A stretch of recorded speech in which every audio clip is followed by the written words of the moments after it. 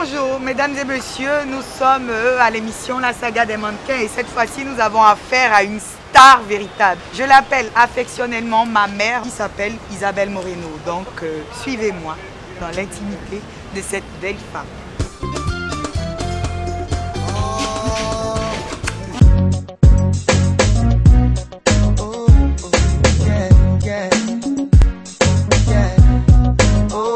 Coucou téléspectateurs, je suis très ravie aujourd'hui de la visite de Fatim qui est quelqu'un qui compte beaucoup pour moi. Voilà pourquoi nous sommes là, hein. Nous sommes venus pour que quand même tu puisses parler un peu de toi. Je sais que c'est pas facile de se raconter. Généralement on préfère que les gens le fassent pour nous, mais dans cette émission quand même, il faut pouvoir souffrir de ce fait-là parce que nous on préfère que tu nous parles de ta vie, que tu nous parles un peu de ta carrière. Qu'est-ce qui t'a emmené au maquillage déjà? D'accord. Bon déjà, comme l'émission t'appelle La Saga des mannequins, je vais t'expliquer comment je suis venue dans la mode. À la mode en fait. Donc moi, j'étais au cours Lamartine, ma grande sœur était mannequin déjà, et Alfadi avait un casting. Moi j'avais juste accompagné ma grande sœur qui allait donc faire ses essayages et tout. Alfadi a dit cette petite là je la veux, et c'est comme ça que j'ai commencé avec lui, et donc de fil en aiguille j'ai continué. Quand j'ai eu mon bac, parce que j'ai jamais arrêté mes études, et ça c'est un petit clin d'œil que je fais aux mannequins parce que les études c'est très important, c'est que j'ai jamais arrêté mes études, mais parallèlement j'ai commencé à faire les défilés et je n'ai arrêté que lorsque à 27 ans je suis finalement tombée enceinte et donc j'ai eu mon petit garçon. Mais je peux dire que je suis restée longtemps dans la mode, mais qu'à côté je continuais quand même mes études, puis mes études supérieures. Puis je travaillais pendant que je faisais aussi les défilés, ce qui était souvent difficile parce que quand vous travaillez, il y a des week-ends où il y a des défilés à l'extérieur du pays, il fallait jongler, etc. C'était pas très évident. Enfin bref. Et comment je suis arrivée après à ma reconversion, c'est que pendant les défilés, je maquillais aussi mes copines, mes collègues mannequins. Et donc pendant que je les maquillais à chaque fois, on me disait ah, Isabelle, tu es douée, tu es douée, tu es douée. Mais moi, à aucun moment, je pensais que je pourrais faire ça de manière professionnelle. Et finalement, en 2004, j'ai décidé donc d'arrêter de travailler. Donc ça correspondait à une période un peu bizarre en Côte d'Ivoire, où j'ai été rapatriée sur la France et tout. Et c'est comme ça que j'ai commencé d'abord à prendre une mallette de maquillage. Quand je suis rentrée après en Côte d'Ivoire, je faisais du porte-à-porte chez mes amis, chez les amis de mes amis, etc. Et c'est comme ça que j'ai commencé le maquillage. Ensuite, j'ai eu un showroom à la maison. Donc les clientes venaient, des anonymes comme des gens que je connaissais qui venaient juste pour des conseils maquillage, pour des prestations maquillage. Et en 2007, donc, j'ai décidé d'ouvrir le premier institut de beauté Moreno dans Zone 4 parce qu'on m'a dit que mes meilleures clientes n'étaient pas celles que je connaissais et qu'il fallait que j'étoffe un peu donc, le business, pas seulement au maquillage, mais que je me diversifie un peu plus en esthétique. Je suis contente de ce que j'ai fait, je le reconnais, et donc je suis une experte en beauté et bien-être maintenant.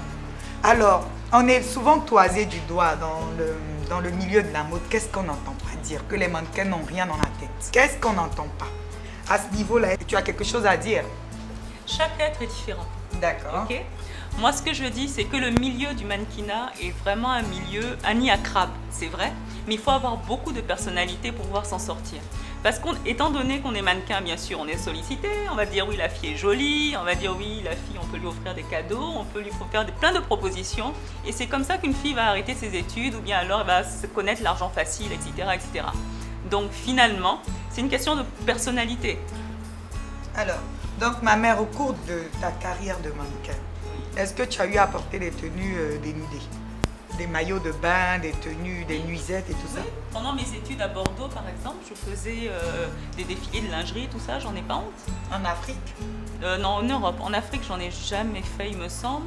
Peut-être que pour Michael Kra, pour les défilés de bijoux, mais j'ai toujours quand même la poitrine est un peu cachée. Non, c'est du nu artistique. Oui, pourquoi pas.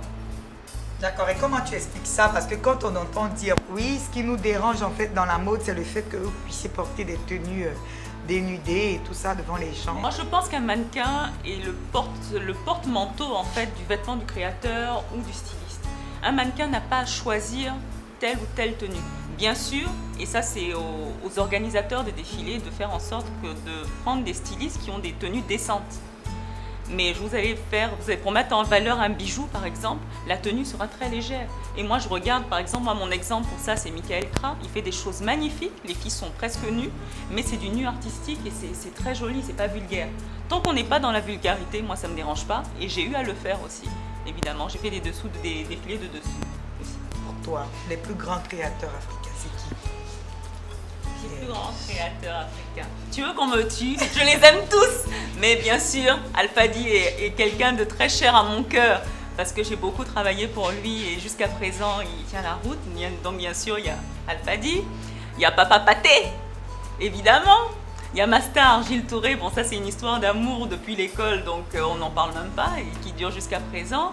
Il y a Maman Gibelle, pour ne citer que déjà. Voilà.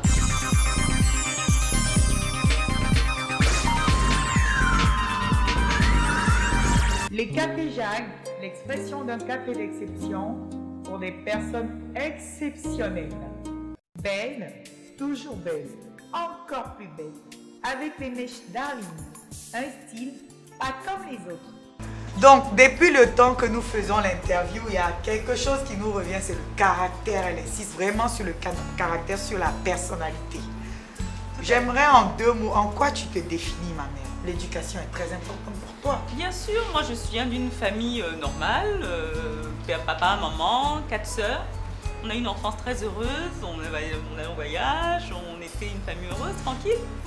Et on a reçu une éducation normale. Et donc c'est quoi tes origines? Mais il faut savoir que dans la vie, il y a le bien et le mal. Il faut savoir faire la balance et puis essayer de faire le bien. Et ne pas envier les autres, se contenter de ce que Dieu te donne. Tu vois, donc voilà. Je vais pas à la messe tous les dimanches, j'avoue. Mais je sais faire la distinction entre le bien et le mal. J'accepte toutes les épreuves que Dieu me donne, que ce soit positif ou négatif, parce qu'on n'a qu'une vie et c'est lui qui décide de tout. D'accord. Et donc tu es de quelle origine? Origine capverdienne, mais je suis née en Côte d'Ivoire, donc vraiment c'est Côte d'Ivoire. Alors donc c'est le secret de ta couleur, tu n'es pas claire, tu es métisse. Je suis pas métisse, j'ai ma couleur. Qu'est-ce qu'il y a?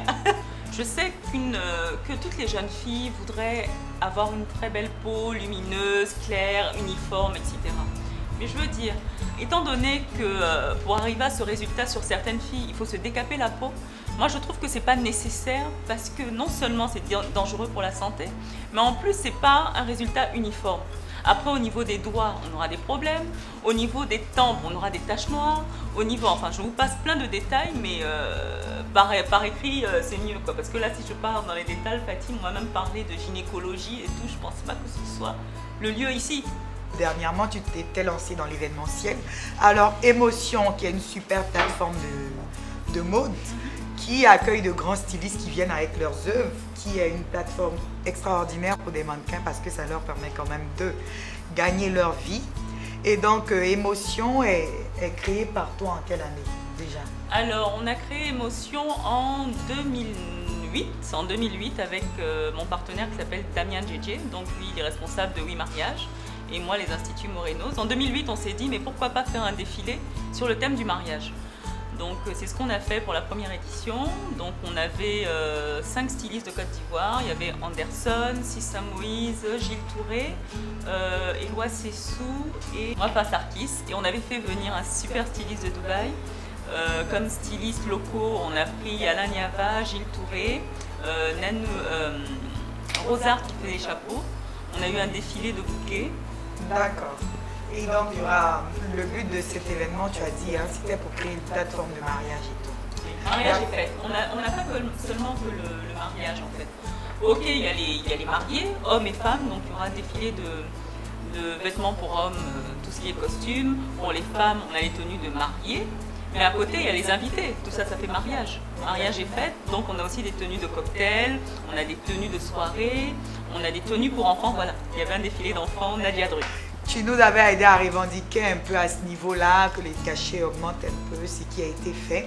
À ton avis, toi qui fais partie des premiers mannequins qui ont beaucoup marché en Afrique, quelle est la solution qu'il faut trouver?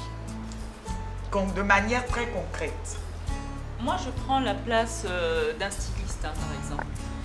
Un styliste sait que les mannequins qui ont plus d'expérience mettront mieux en valeur leurs vêtements. Ok? Maintenant, c'est les organisateurs qui imposent les mannequins aux stylistes. Tu vois? Donc, en fait, c'est aux organisateurs d'essayer de faire même un mélange entre les nouvelles et les anciennes, à se dire même pourquoi pas pourquoi pas payer un peu plus les anciennes et puis les nouvelles leur donner... c'est peut-être une solution. C'est que c'est aux mannequins entre eux d'être solidaires entre eux.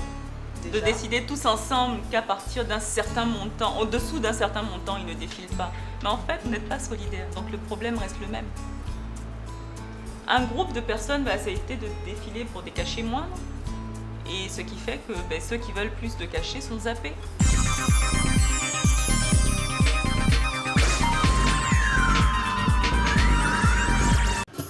Il est parti, c'est dommage, mais grande musique. Sachez que dans la vie, seul le travail paye. Il faut lutter, il faut se battre, il faut batailler. En marche la jeunesse ivoirienne, la jeunesse de tout le monde entier.